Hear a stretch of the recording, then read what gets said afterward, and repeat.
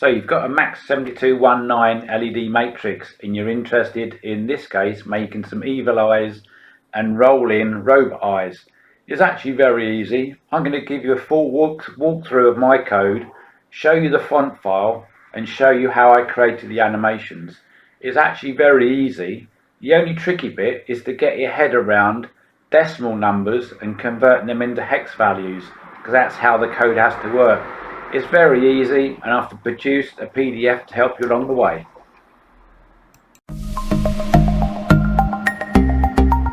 So here's the code for our spooky eyes, and I've made the code easier by putting some of the code and the font files in a different tab. So make sure you've got all three tabs in your code if you want to make alterations and have fun with it.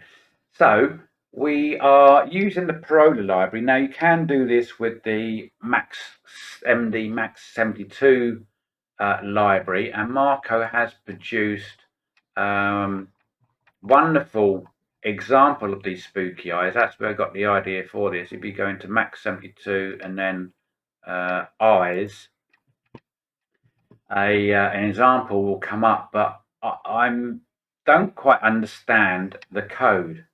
He's obviously very clever, because he's the author of the library file. So you can see all of this, and it does produce very smooth animations, but I don't understand it. I'd sort of follow it, but I don't like using code that I can't understand. So this is where I got the font files from. So we're going to cover font files in a second. So I'm using Parola, and here I'm including the two files that I've attached to the code. We're going to come back to those in a minute. So as in previous videos, this is where you say what hardware you're using, and if you're getting strange stuff on the screen, go and see the video which is linked above, and it will tell you what ones to use here. I'm using a four-way matrix, so I'm using 4. If you've got two individual matrices looped together, just put 2 there and it'll work happily. Now I'm using a Wemos D1 Mini, and these are the pins I'm using. You may have to alter yours if, for example, you're using a Arduino. So this is the what we're calling our Parola instance. I'm calling it P for Parola. Again, go and see video 1 if you're not sure about that. These are just some variables that we're using to get the animations running. Now, in this particular code, we're not using this character array. We're not going to be displaying sprites across the screen, but I need something in the code to make it work. But if you subscribe, you'll find future videos will cover that, and we'll have text going across the screen. So now we're in the setup. So you can see it's a very short code. So we're beginning our instance of Parola. We're clearing the screen. We're setting the intensities to.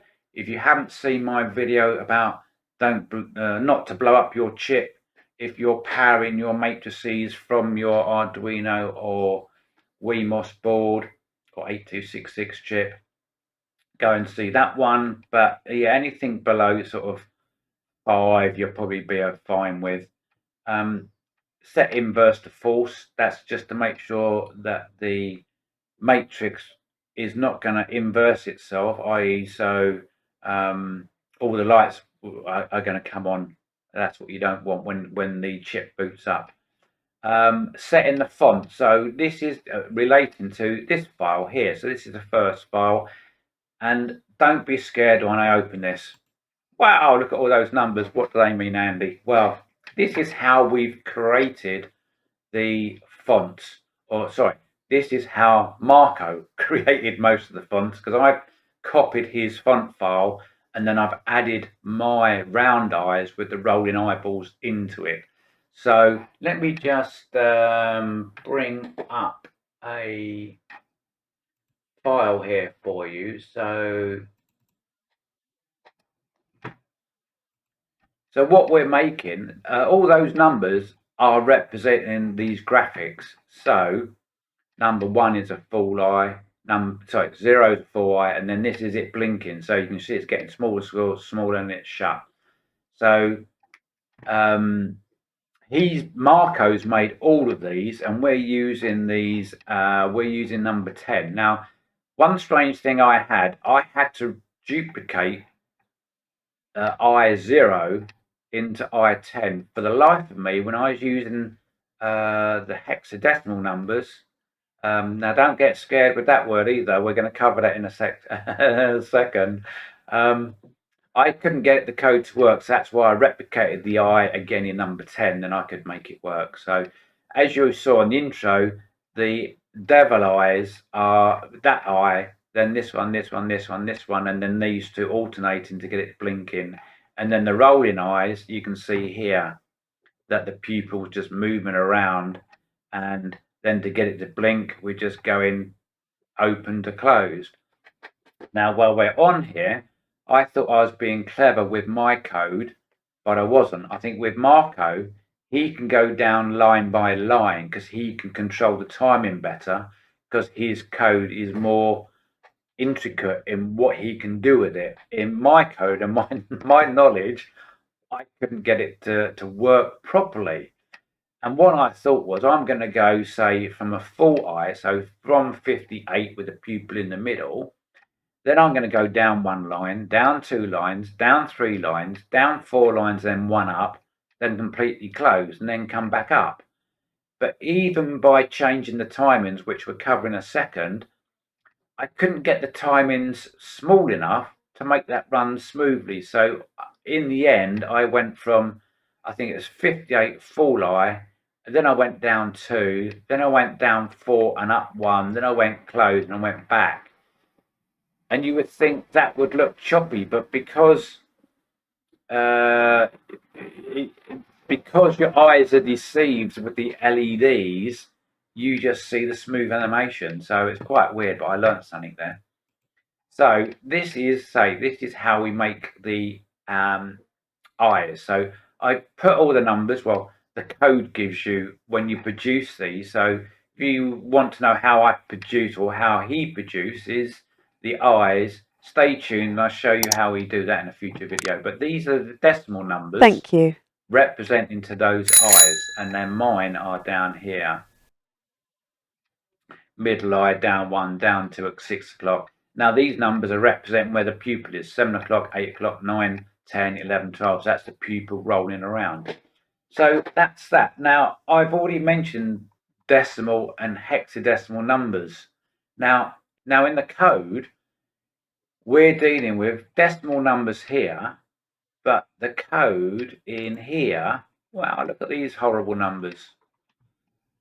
These are hexadecimal numbers. Now, the easy way to convert hexadecimal to decimal is I had to create a crib sheet. So in the link below, you'll find this chart, which tells you, say this is I number 10 and it's A, I11 is B, 12 is C, let's go down, 80 in decimal is 50 in hexadecimal. Then if we go higher, say 200 is C8. And just for reference, these are the binary numbers. Now we might cover binary graphics, yeah, in future videos, but yeah. So that print this off, and it will help you no end with your coding, because it took me a while to get my head around it. So you can see here. So we talked about here rest position. The I10 here is where we start our animation, and as I just showed you on the chart, 10 is equal to A. And when we write hexadecimal numbers, this is how we do it: small x, 0, and then the hexadecimal number. So I've put the decimal numbers down here. These are the hexadecimals. So with the two charts, you should be able to understand what I is doing what. So just bring this one in again. No, we just bring this one in again. You can see we are starting off at I10. Then on the left eye, we go 22, 23, 24, 25. So 10 is full I. then 22 small angle, 23 bigger angle, 24 bigger still, maximum angle, and then 25 with 26, which I'm saying is blank, is this one, and then we just alternate between 26 and 24. So we're going 26. I think that should be 26 and 25, but yeah, that should be 25. I'll correct that. So we're alternating between these two to make the eye blink, and then as we go further down in the code, you'll get the idea. You're just playing with the numbers here, the hex values. Now this is the time in, and this is the delay. Now I'm not sure how far I could push these decimal numbers, because normally code doesn't like decimal numbers, but it did seem to make an effect. So you can play with this number, and it alters how the graphics appear on the screen. Now, if you've used fonts before using the Proto system, you may ask why I'm using print here and then no effect, and why I haven't used PA print. It's because if you make the out automation PA print, you'll get a slight pause in between the graphics.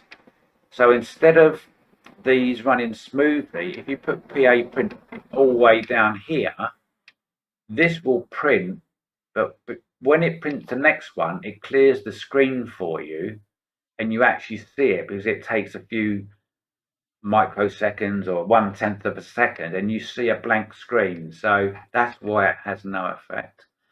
And then say that's just the rest of the code, and then my eye effects are rolling around all down here. So I think you can follow between the decimal numbers, the PDF chart converting decimal to hexamal, and you can print off the eye chart and you'll see what's happening. So that's the animations. So in this we have, say we've set up, this is taking the timings out of the animation. So this is looking at these two numbers here. So timing and the pause. So that's getting that code out of there. And then the loop, this is just a counter. This is saying if there's an animation waiting, go and do it. This is looking at the array size. This is then this is where our code gets put into. So it gets from the animation list all this, and it gets put in here. It displays the image, the counter goes round 1, then the display gets reset once the animation is complete. So that's it. So don't be scared by all those numbers. Don't be scared by hexadecimal. Get the code loaded and have a play with it. Certainly if you want to change the eyes, you can change the code instead of my code, which are using the rectangular eyes and my rolling eyes. If you want to try these eyes here, just duplicate the code and then put these numbers in, and you'll get the different effects. It's really easy. So if you've got kids, have a go at this. This will make the kids hopefully get involved in coding. You'll be the best parent in the world, and if you can get these inserted into a pumpkin within the next few days, you'll be the bestest of bestest parent in the world. Anyway, I think that's Andy. I'm going to wish you a good afternoon. Get coding. Please like and subscribe. Give us a thumbs up if you found it interesting. It does help the channel. And welcome to my new subscribers. I think I picked up 3 or 4 in the last week. And if you do subscribe, which I hope you do, could you, in the video that made you subscribe, put a comment so I know what video you've liked?